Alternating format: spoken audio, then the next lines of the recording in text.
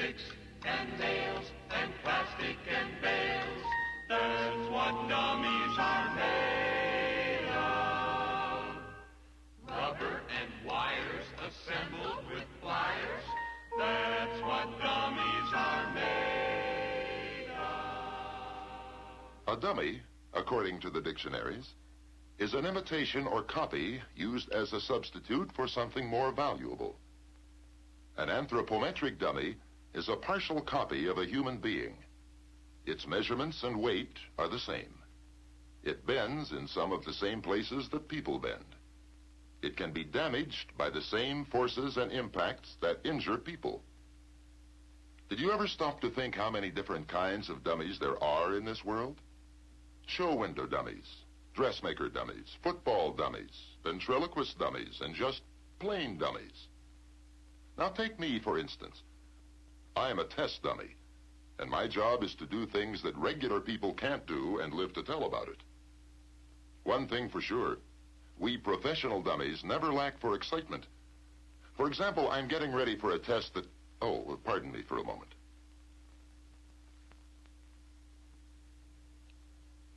As I was about to say before I was so rudely interrupted, I am about to drive this vehicle into a concrete wall. Hitting a solid barrier at 30 miles per hour is about the same as hitting a stopped car at 60 miles per hour. Here I go.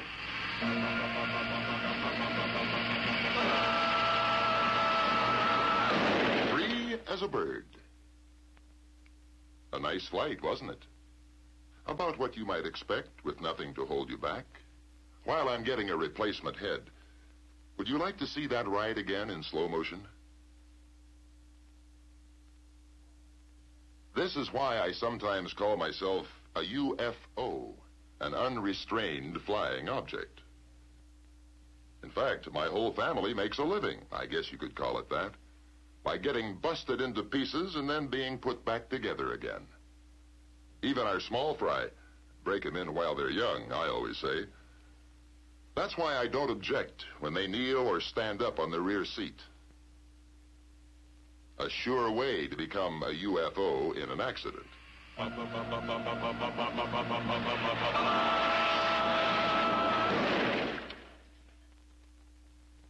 In slow motion, you can see that we are a real example of family togetherness as we hurtle into each other. After all, we dummies can be made as good as new again with some plastic and wire and perhaps a few spare parts. Regular people can't.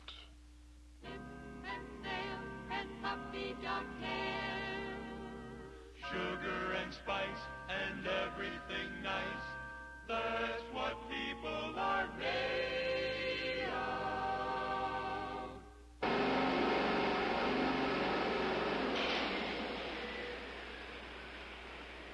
Not long ago, my family and I were lucky to be chosen for some test work on a machine the safety engineers call the impact sled.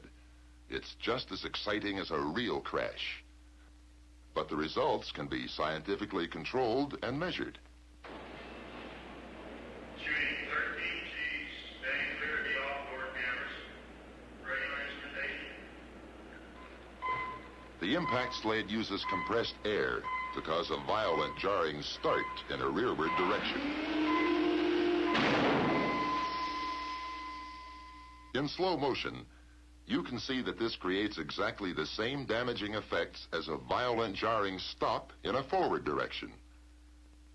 Take my word for it, as an experienced crash victim, what happened to us could happen to real people in a real car. You might call this a close family circle.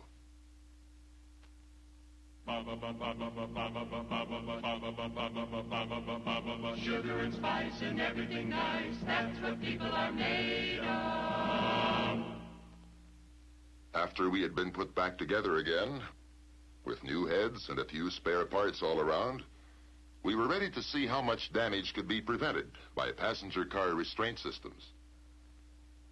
With our lap belts snug, as they ought to be, we stand a far better chance of staying out of the repair shop. This picture shows why the family that stays in place is more likely to stay together. We dummies have proved that the same safety belts that keep us from being scattered all over the landscape in bits and pieces of plastic and wire will help save lives and reduce injuries for regular people. And the same thing goes for the new energy-absorbing steering column. In an accident, it helps reduce injury potential. What I can't figure out is why some people would rather sit on their belts than use them. Sugar and spice and everything nice, that's what people are made of. For us anthropometric dummies, the next test with both lap and shoulder restraints was a cinch. And that's an intentional pun. Lap belts should be cinched up comfortably snug and worn low over the hip bones. When you wear a shoulder belt, leave just enough slack for a hand's width of clearance between the shoulder belt and the chest. This slow motion shows how properly worn lap and shoulder belts reduce damage to dummies. So they ought to be even more important for people who are not dummies. Sugar and spice and everything nice, that's what people are made of. Of course, like almost everything else in this world, there's always a right way and a wrong way to use them. For example, one wrong way is to ignore them entirely, or wear the lap belt loose, either with or without a shoulder belt. If the safety restraint systems aren't used properly, this is the kind of thing that could happen. Let's run that picture backwards and stop it in the middle. There I go, with no belts at all, sailing like a big bird into the windshield. Meanwhile, Mrs. Dummy's loose lap belt slides up into the soft, unprotected area between the hip bones and the ribs. Another wrong way combination is a loose lap belt with a tight shoulder belt. This is rough, even on dummies. Watch us slide through the loose lap belts until the shoulder belts snag us. When you're wearing safety belts, it pays to wear them right. Here's the way to wear them right. Lap belts low and snug. Shoulder belts with the correct amount of slack. For the small one, a child safety seat. One like this. It's easier to keep her happy up front with us. There's a cushion under Junior, so he can see out the window. Wearing them right means wearing them every time you drive. Safety belts are just as important for short trips as they are for cross-country travel. Engineers say that they can build into an automobile every safety factor except two, the road and the driver. Perhaps they ought to add passengers to that list. Sugar and spice and snips and scales, rubber and wires and plastic and bales.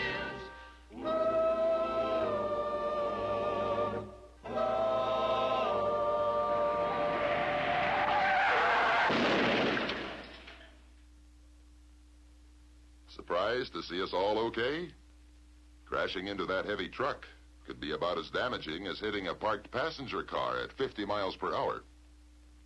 A real test of safety belts, just like the hundreds that safety engineers stage every year to test all the safety factors that have been built into today's automobiles. Here's the start of the test you just saw.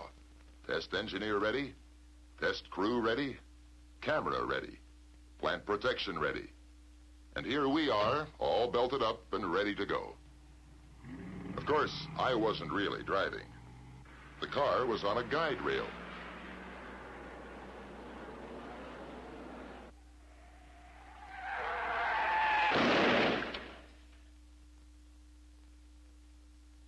Safety authorities estimate that if every driver and his passengers used their lap belts properly, 8,000 to 10,000 lives would be saved each year. In slow motion, you can see why.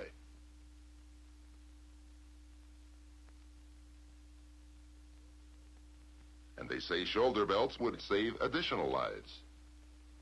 Here are some scenes from another test my family thought was very exciting. A rollover with all of us belted in. And a child safety seat, too. Go on mark. 3, 2, 1, mark. Test our crew. Test underway.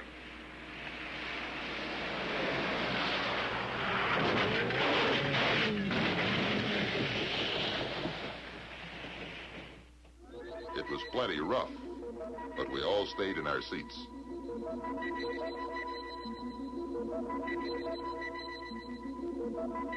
This special camera gives an idea of what it's like inside the car.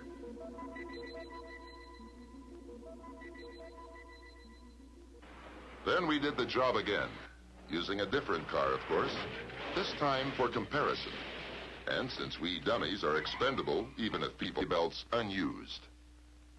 It certainly put the point across.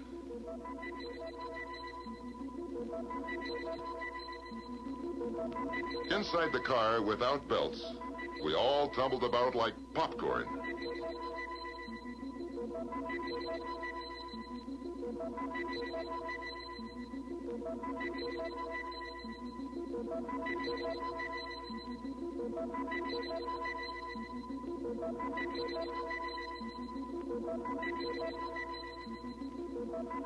See what can happen without safety belts?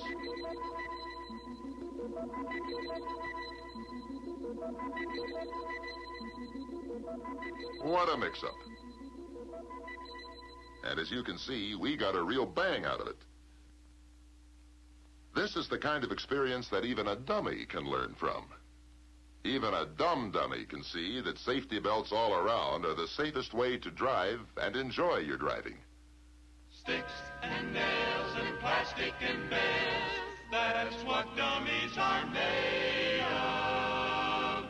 Snips and snails and puppy dog tails, sugar and spice and everything nice, that's what people are made of. Remember, the same safety belts that keep dummies out of the repair shop can help save lives and reduce injuries for you or your family. Be sure your lap belt is low and snug. And if you wear a shoulder belt, leave just enough slack for a hand's width of clearance between the shoulder belt and the chest. A safety seat gives more protection for the little ones.